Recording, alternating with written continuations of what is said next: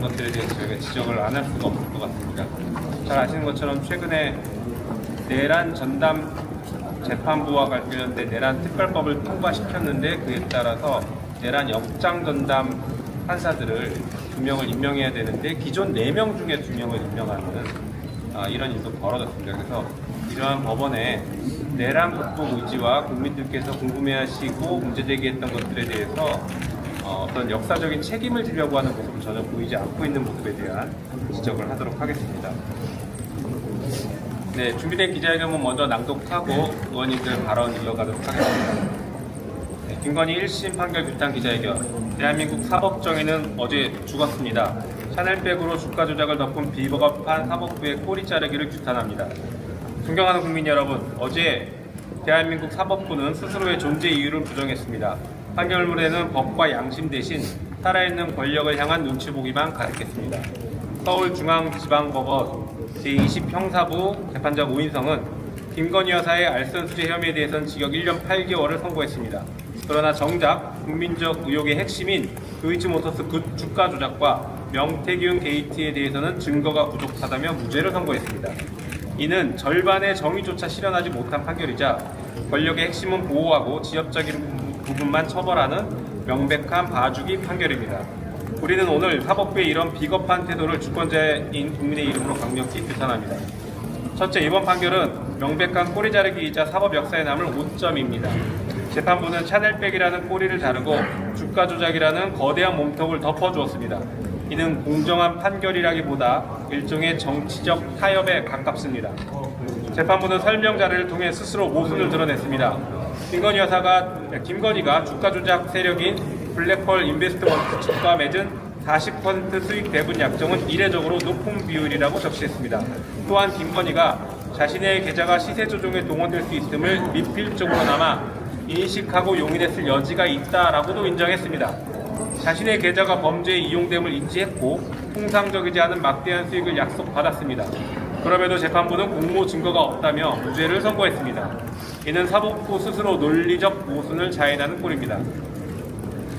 김건희 어머니 최은순 씨가 매도하자마자 32초 만에 딸 김건희가 매수하는 통종매매 정황도 드러났고 한국거래소가 확인한 부당이득만 23억 원에 달합니다. 똑같은 전주였던 손모 씨는 1억 원 넘게 손실을 보고도 방조 혐의로 유죄를 선고받았습니다. 반면 수십억 원의 이득을 본 김건희가 무죄라는 결과는 법적 형평성을 심각하게 훼손한 처사입니다. 과연 이것이 법 앞에 만민이 평등하다는 헌법 가치에 부합하는 것인지 묻고 싶습니다. 둘째, 명태균 게이트에 대한 판결은 형식 논리에 매몰된 면죄부입니다.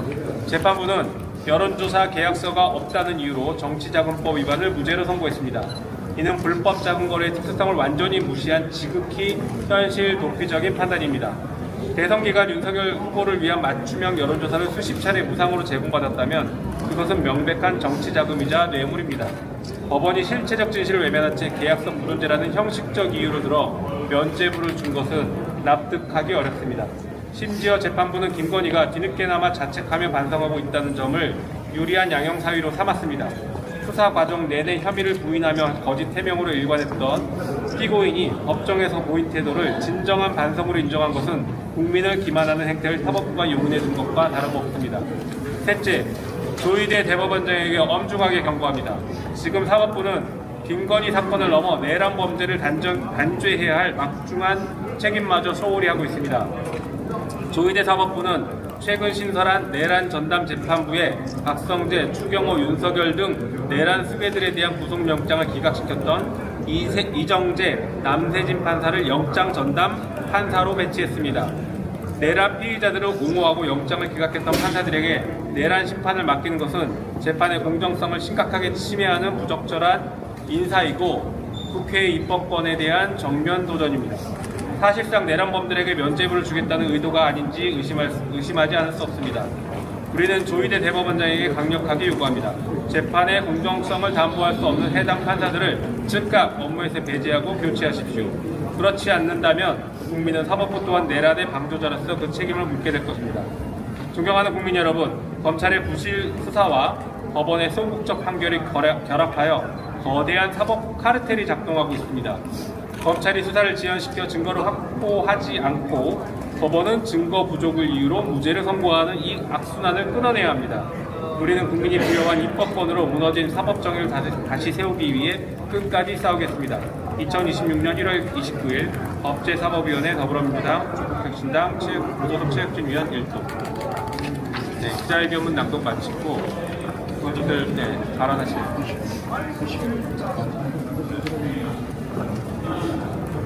조희대 사법부의 일부 재판들 올라가 있습니다. 특히 질책은하고 무죄 1년. 그것은 마치 국민의 부대변인 성명을 듣는 것 같아요. 이런 사법부라 하면 감옥에서 나올 수 있는 양탄자를 가라앉히는 어떠한 경우에 이러한 것을 용납할 수 없기 때문에 사법부를 비판합니다. 그 판사는 강남으로 화순으로 돌아가신 이상입니다. 오인성 판사가 이재명 대통령이 소년원 출신이다 라고 했던 강용석의 그 발언 무죄 때린 사람 아닙니까? 그 무죄 항소심에서 다 징역형으로 바뀌지 않았습니까? 그 오인석 판사를 기억해야 합니다. 어떻게 김건희가 무죄이죠? 도이치모터스 주가 조작이 온 세상 사람들이 그 녹취를 다 들었는데 엄마가 팔고 32초 만에 딸이 사고 통정매매. 그런데 주가 조작에 대한 인식은 있었으나 공범은 아니다? 그래서 무죄다? 이게 말이 되는 소리입니까? 그리고 샤넬백도 2개 받았으면 하나는 유죄고 하나는 무죄다? 이게 말이 되는 소리입니까? 명태균 게이트 진상조사단 단장이었습니다. 수십 번 기자회견했고 수많은 녹취를 공개했고 그 녹취가 숨겨져 있었던 걸 저희가 만세상에 공개했는데 이 녹취가 있는데 윤석열이 여론조사를 받고 그 대가로 김건희가 선물이라며 김영선을 공천으로 주지 않았습니까? 그런데 정치자금법 위반이 아니라고요? 조희대 사법부 그리고 박영재 법원행정처장 도대체 무슨 일을 어떤 식으로 하는지 철저히 따져 물어야 되고 그들의 책임을 묻도록 하겠습니다.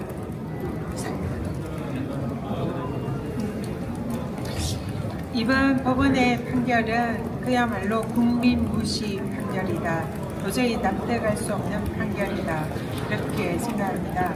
이번에 판사가 판결 선고를 하면서 김건희에 대한 사치와 명품에 대한 집착에 대해서 경고를 했습니다. 그러나 판사의 그 점은 이 사건을 단순히 개인의 일탈과 개인의 사치 문제로 취한하는 매우 부적절한 경고였다 생각합니다. 판사가 지적해야 되는 것은 김건희가 대선 전에 사실상 남편이 대통령이 되면 국정에 관여하지 않겠다. 평범한 내조를 하겠다. 이렇게 국민 앞에 약속을 했습니다. 그 이후에 김건희가 이번에 윤석열 대통령 시절에 행했던 각종 범죄는 개인의 범죄가 아니라 권력형 범죄이고 국정농단 범죄입니다.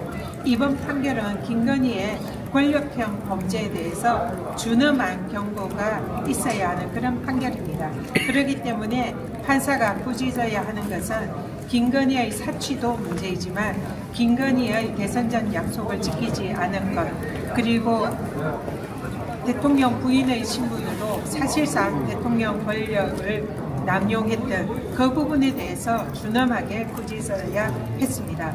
그러나 이번 판결은 그런 본질을 외면하고 단지 한 사람의 개인적 일탈로 넘기려고 한 그런 치명적인 부분가 있다 이렇게 생각합니다. 또한 이번에 법원에서 영장 전담 판사에서 2명의 판사를 내란 영장 전담 판사로 이렇게 임명을 한 것은 그야말로 국회 무시, 국민 무시다 이렇게 생각합니다. 국회에서 내란 전담 재판부 법을 만든 이유는 그중에 중요한 이유가 영장 전담 판사들이 지속적으로 내란 사건에 대해서 영장을 기각하고 사실상의 특검 수사를 주요 길목마다 방해했기 때문에 이것을 아예 제도적으로 법적으로 이런 일이 없도록 하려는 취지였습니다. 그런데 법원에서는 이것을 국회의 입법 취지를 정면으로 부정하고 그대로 영장 전담 판사를 새 법하에서 지명을 했습니다. 이것은 국회에 대한 정면 도전이다 이렇게 생각합니다. 조희대 사법부는 국회에 대한 입법부에 대한 이 입법권 침해에 대해서 즉각 국민들에게 사과하고 다시 국회의 입법 취지를 존중하는 그런 조치를 내어주시기를 강력히 경고합니다. 이상입니다. 네, 지난 3년간 국정농단했던 피고인 김건희의 주가 조작, 정치자금법 위반 등 무죄 판결, 궤변을 더한 판결에 분노합니다. 우리 국민은 더 이상 조희대 사법부를 그대로 두고 볼 수가 없게 되었습니다. 김건희의 주가 조작 육성이 있습니다. 김영성 공천이라는 윤석열 정치자금법 위반 육성이 있습니다. 그런 육성 직접 증거들은 다 어디로 갔습니까?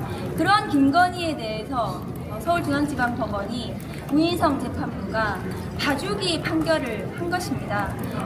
코스피 5천 시대 빛의 혁명으로 국민주권 정부를 탄생시킨 지금 대한민국에서 김건희 피고인에 대해서만 이렇게 봐주기 판결을 한 것에 대해서 납득할 수가 없습니다. 이것은 김건희 도이치모터스 주가 조작을 무혐의 한 윤석열 검찰에 대한 면죄부이고 명태균 정치자금을 무죄 판결을 한 것은 국민의힘에 대한 면죄부입니다. 이러한 잘못된 판결에 대해서 저희 법사위원들은 국민과 함께 분노하고 조희대 사법부에 대해서 강력한 조치를 해야 된다고 생각합니다.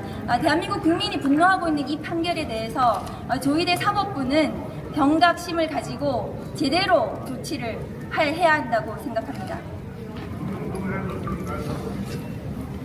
전형적으로 국민을 무시하고 국민의 뜻을 살피지 않는 판결이라고 하겠습니다. 사자성어를 쓰고 나트륨 문구를 사용하면 국민들이 그 논리 뒤에 숨은 저희를 모를 것이다 라고 생각하는 전형적인 사법 엘리트의 무리한 판결이라고 하겠습니다.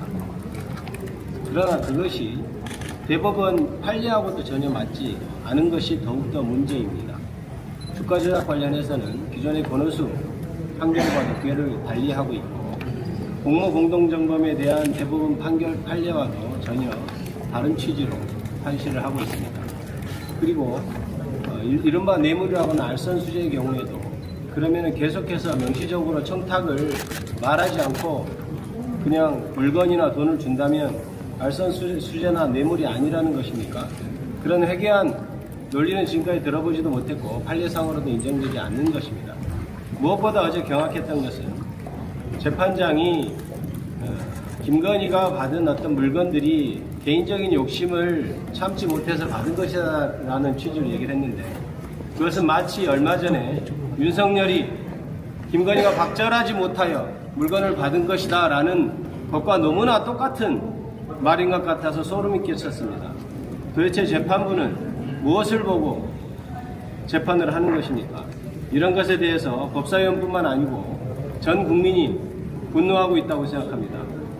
아울러 우리 법사위에서는 이번 판결을 계기로 더더욱 사법개혁에 박차를 가할 것이라는 점을 말씀드립니다. 이상입니다.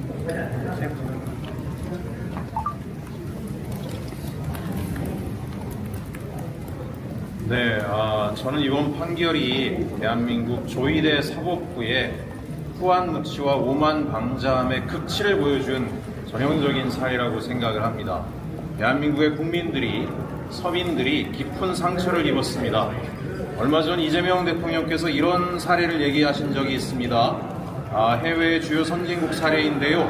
사회 지도층 인사가 교통 위반을 하면 대단히 높은 과태료를 물게 해야 하는 것 아니냐. 실제로 그런 나라들이 있습니다.